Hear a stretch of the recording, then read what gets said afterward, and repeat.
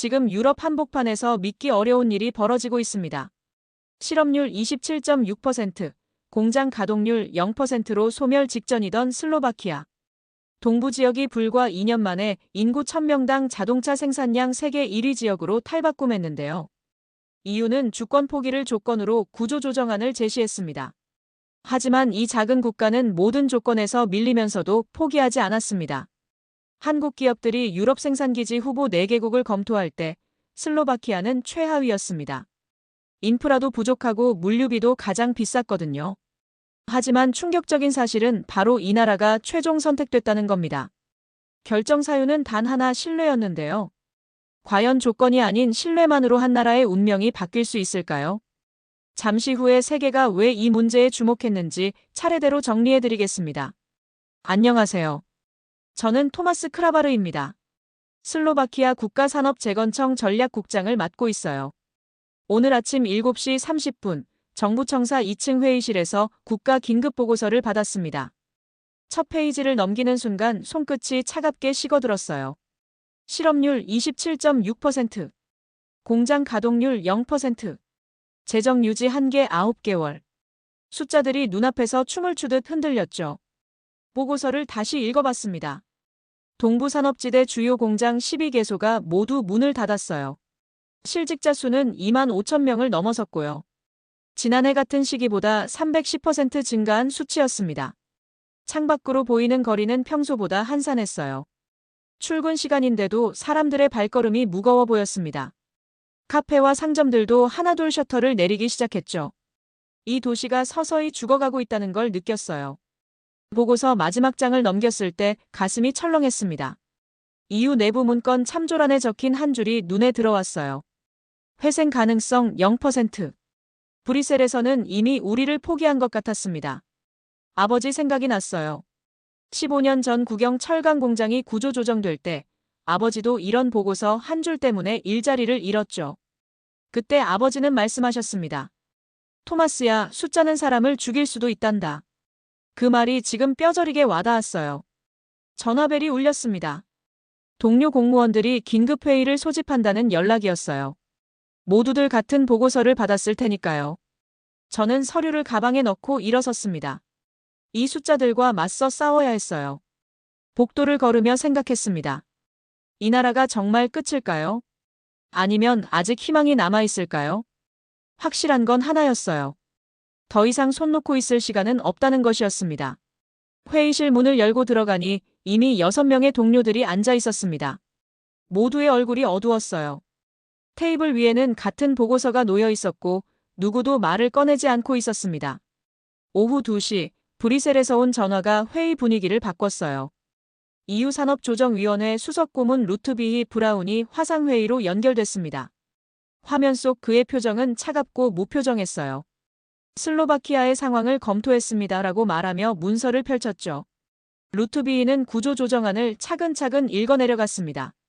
공공부문 18% 감원, 국영기업 민영화, 사회보장 예산 30% 삭감. 각 조건마다 구체적인 수치와 일정이 명시돼 있었어요. 저는 메모하며 들었지만 손이 떨렸습니다. 재정 지원 조건은 간단합니다라고 루트비히가 말했어요. 화면 속 그의 눈빛이 더욱 차가워졌습니다. 산업정책 결정권 일부를 EU위원회로 이양하셔야 해요. 노동법 개정도 우리 가이드라인을 따라주시고요. 동료 중 한 명이 질문했습니다. 주권 관련 사안은 어떻게 처리되나요? 루트비히는 잠시 멈췄다가 대답했어요. 살아남고 싶다면 통제권을 내려놓으십시오. 이건 협상이 아니라 구조조정입니다. 그 순간 회의실이 조용해졌어요. 누구도 말을 하지 않았습니다. 저는 아버지의 마지막 날을 떠올렸죠. 공장에서 퇴사 서류를 받던 그날, 아버지도 이런 기분이었을 거예요. 선택권 없는 선택을 강요받는 기분이요. 루트비히는 계속 말했습니다. 유럽연합은 책임감 있는 파트너와만 협력합니다. 감정적 대응보다는 현실적 판단을 하시길 바라요. 화면이 꺼지자 회의실에는 무거운 침묵만 남았어요. 저는 창밖을 봤습니다. 저녁 무렵의 하늘이 회색빛으로 물들어 있었어요. 거리에는 퇴근하는 사람들이 보였지만 내일도 출근할 곳이 있는 사람이 몇 명이나 될까 싶었습니다.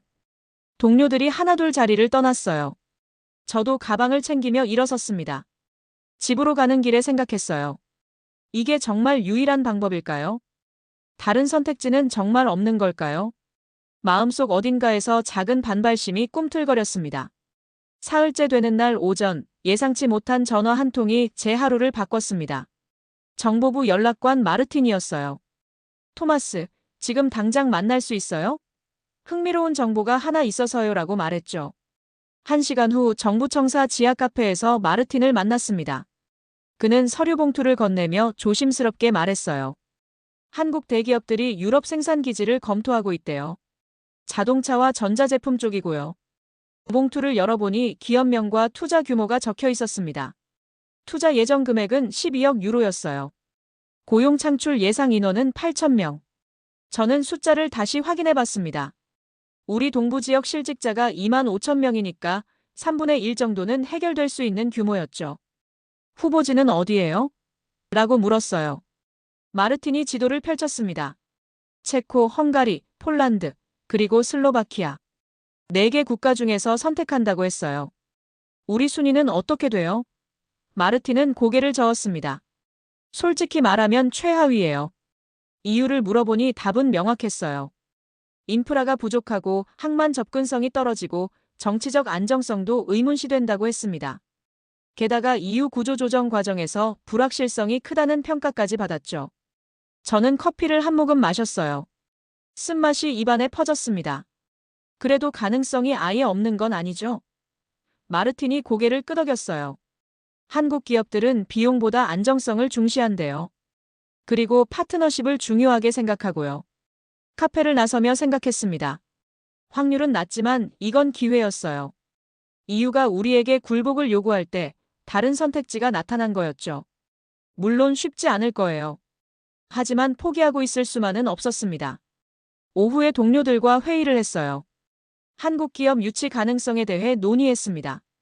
회의실 분위기가 조금씩 달라지는 게 느껴졌어요. 절망 대신 조심스러운 기대가 섞이기 시작했습니다.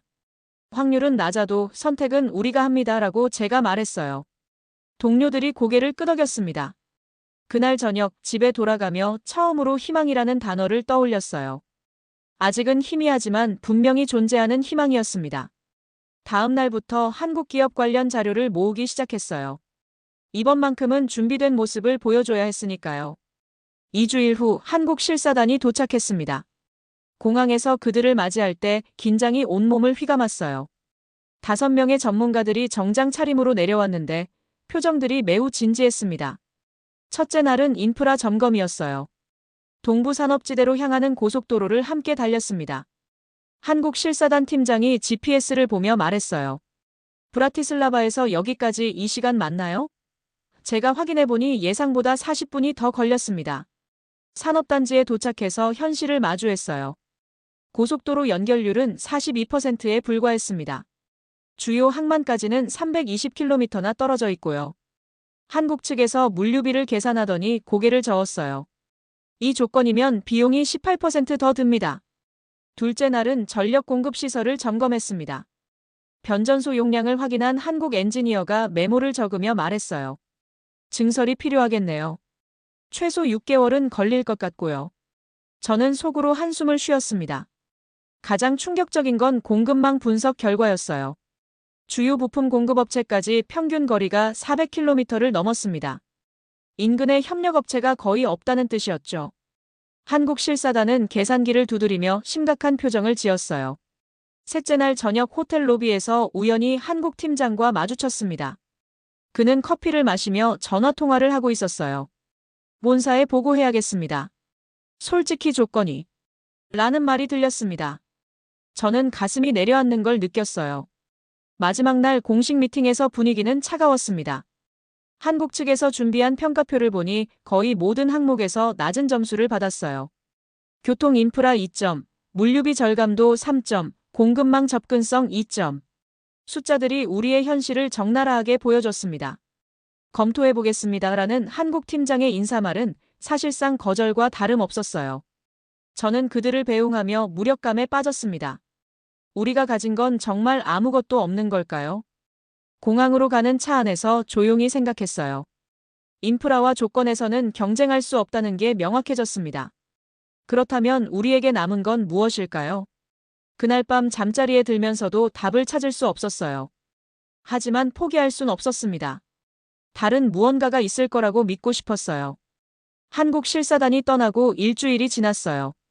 저는 동부지역 직업훈련원의 야나 벨로바 원장을 찾아갔습니다. 마지막 카드를 써볼 생각이었어요. 야나는 조용하지만 누구보다 현장을 잘 아는 사람이었습니다. 실직 기술자들 현황이 어떻게 돼요? 라고 물었어요. 야나는 서류철을 꺼내며 대답했습니다. 1200명이 재교육 과정을 완료했어요. 용접, 정밀 가공, 품질 관리 분야로요. 저는 놀랐습니다. 그렇게 많은 사람이 준비하고 있었다니요. 야나가 구체적인 데이터를 보여줬어요. 재교육 이수율 94%, 기술 인증 취득률 87%, 재취업 의지 조사 98%. 숫자들이 믿기지 않을 정도로 높았습니다. 이 사람들이 정말 일할 준비가 돼 있다는 뜻인가요?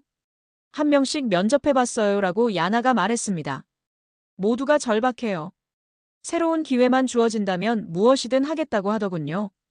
야나의 눈빛에서 확신이 느껴졌어요. 시설은 비어있지만 사람은 준비돼 있습니다. 그날 오후 저는 훈련원을 둘러봤어요. 빈 공장 건물 안에서 50대 남성들이 용접 연습을 하고 있었습니다.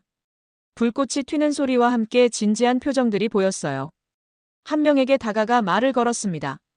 언제부터 여기 다니세요? 8개월째입니다. 라고 그가 대답했어요. 예전에 철강 공장에서 20년 넘게 일했는데 문 닫고 나서 할 일이 없더라고요. 그래도 손기술은 살아있으니까 다시 배우고 있어요. 그의 말에서 포기하지 않는 의지가 느껴졌습니다. 야나와 함께 한국 측에 보낼 제안서를 준비했어요. 인프라는 부족하지만 숙련된 인력이 준비돼 있다는 내용이었습니다. 재교육 완료자 명단, 기술 수준 평가서, 근무 의지 조사 결과까지 모든 자료를 정리했어요. 이걸로 마음이 바뀔까요? 라고 야나가 물었습니다. 저는 확신할 수 없었어요. 하지만 이것만큼은 분명했습니다. 우리에게는 다른 나라에 없는 것이 있다는 거였죠. 절실함과 준비된 의지 말이에요.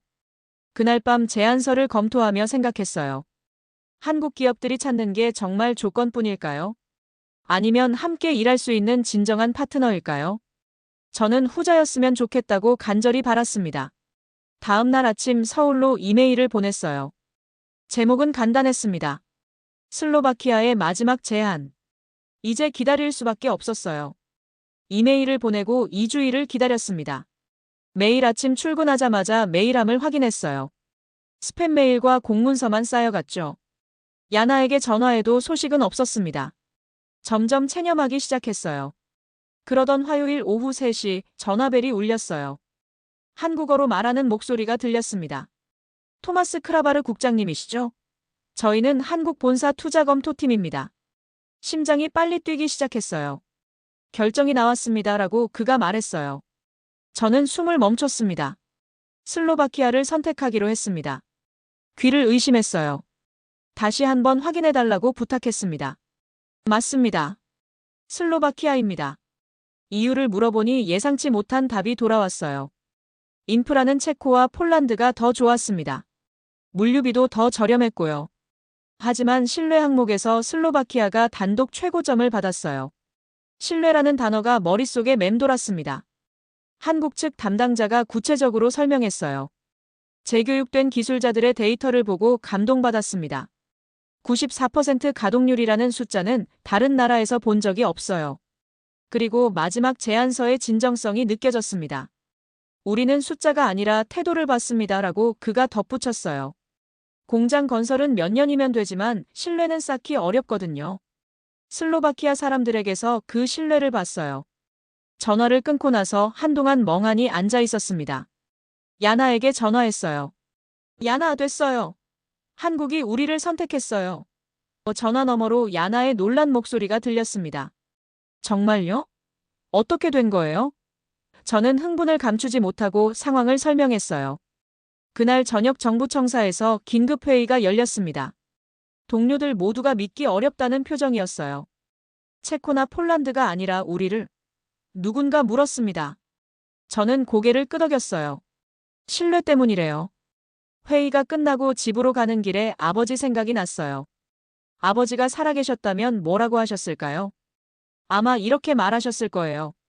토마스야, 사람의 마음을 움직이는 건 조건이 아니라 진심이란다. 그날 밤 처음으로 편안한 잠을 잤어요. 하지만 이제 시작이라는 것도 알고 있었습니다. 선택받은 게 끝이 아니에요. 이제 그 신뢰를 지켜내야 했으니까요. 한국 기업의 선택 발표 후 3개월, 동부산업지대의 공장 건설이 시작됐습니다. 매일 아침 공사 현장을 찾았어요. 한국 엔지니어들과 슬로바키아 건설팀이 함께 일하는 모습이 신기했습니다. 10개월의 공사 일정이 잡혔어요. 하지만 가을이 되면서 걱정이 생겼습니다.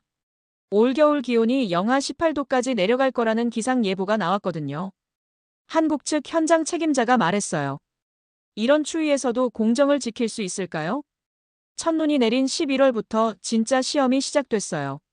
새벽 5시에 현장에 나가보니 온도계가 영하 15도를 가리키고 있었습니다.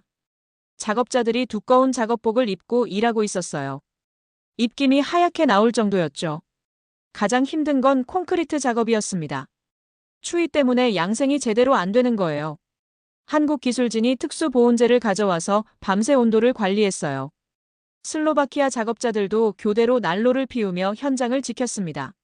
12월 중순, 영하 18도까지 기온이 떨어졌어요. 그날도 작업은 멈추지 않았습니다. 한국 현장 감독이 말했어요. 멈추면 신뢰도 멈춥니다. 그 말을 들은 슬로바키아 팀장이 고개를 끄덕였어요. 우리도 같은 생각입니다. 야나가 훈련원 수료생들을 현장에 보냈어요. 혹독한 추위 속에서도 하루도 빠지지 않고 출근했습니다. 한 명은 말했어요. 20년 만에 다시 일할 기회를 얻었는데 추위 따위가 뭐겠어요. 그들의 의지가 한국 엔지니어들에게도 전해졌어요. 공정 진행률을 매주 점검했습니다. 놀랍게도 지연율이 0.3%에 불과했어요. 혹한 속에서도 거의 예정대로 진행되고 있었습니다. 한국 본사에서도 깜짝 놀란다는 연락이 왔어요. 2월 말 첫 번째 생산 라인이 완성됐어요. 시운전을 위해 한국에서 기술진들이 추가로 왔습니다. 그들이 현장을 둘러보며 감탄했어요. 이 추위에서 이런 품질로 완성했다니 믿기 어렵네요. 그날 저녁 야나와 함께 현장을 걸었어요. 조명에 비친 공장 건물이 희망처럼 보였습니다. 정말 해냈네요 라고 야나가 말했어요. 저도 고개를 끄덕였습니다. 추위는 우리를 더 강하게 만들었어요. 3월이 되자 날씨가 풀렸습니다. 하지만 우리가 쌓은 신뢰는 더욱 단단해졌어요. 한국과 슬로바키아가 함께 견뎌낸 겨울이었습니다. 공장 가동 시작 후 1년이 지났습니다. 매일 아침 통계 보고서를 받아보는 게 일과가 됐어요. 오늘도 어김없이 야나에게서 전화가 왔습니다. 토마스, 새로운 수치가 나왔어요. 확인해 보세요. 컴퓨터를 켜고 파일을 열었어요. 화면에 나타난 숫자가 믿기지 않았습니다. 인구 1000명당 자동차 생산량 196대. 세계 1위였어요. 독일, 일본을 모두 제쳤습니다. 2번, 3번 확인해봤지만 틀림없었어요. 고용 통계는 더 놀라웠습니다. 동부 지역 실업률이 4.2%까지 떨어졌어요. 1년 전 27.6%였던 걸 생각하면 기적 같은 변화였습니다. 야나가 훈련시킨 기술자들은 모두 정규직으로 채용됐고요. 오후에 브뤼셀에서 연락이 왔어요. EU 산업조정위원회였습니다. 루트비히 브라운이 직접 전화했어요. 슬로바키아 상황을 재검토했습니다 라고 말했습니다. 1년 전과는 완전히 다른 어조였어요. 공식 보고서를 수정하겠습니다 라고 루트비히가 말했어요. 회생 가능성을 0%에서 최우수 등급으로 변경합니다. 저는 웃음이 나왔어요. 같은 사람이 이렇게 달라질 수 있다니요. 저녁에 한국 본사에서 축하 메시지가 왔어요. 슬로바키아 공장이 유럽 전체 생산량의 35%를 담당하게 됐습니다. 추가 투자도 검토하고 있어요. 성공이 또 다른 성공을 불러오고 있었습니다. 야나와 함께 공장을 둘러봤어요. 이제는 3교대로 돌아가는 생산 라인에서 자동차들이 쉼없이 나오고 있었습니다. 1년 전 텅 빈 공장이었던 곳이 유럽 최대 생산 기지가 된 거예요. 한국 현장 책임자가 저에게 말했어요. 처음에는 위험한 선택이라고 생각했습니다. 하지만 지금 보니 최고의 결정이었어요. 슬로바키아 사람들의 성실함은 정말 특별해요. 퇴근길에 동부 지역 거리를 걸었습니다. 1년 전과는 완전히 달라진 풍경이었어요. 새로운 상점들이 들어섰고 사람들의 표정도 밝아졌습니다. 아이들이 뛰어노는 소리가 들렸어요. 집에 돌아와 아버지 사진을 봤어요. 아버지, 우린 선택받은 게 아니라 함께 만든 겁니다라고 속으로 말했습니다. 조건이 아니라 신뢰로 이뤄낸 기적이었어요. 이제 슬로바키아는 다시 일어섰습니다. 이 이야기 여러분은 어떻게 보셨나요? 세계가 한국을 어떻게 보고 있는지 계속해서 전해드리겠습니다. 구독해 두시면 중요한 장면들을 놓치지 않으실 수 있습니다.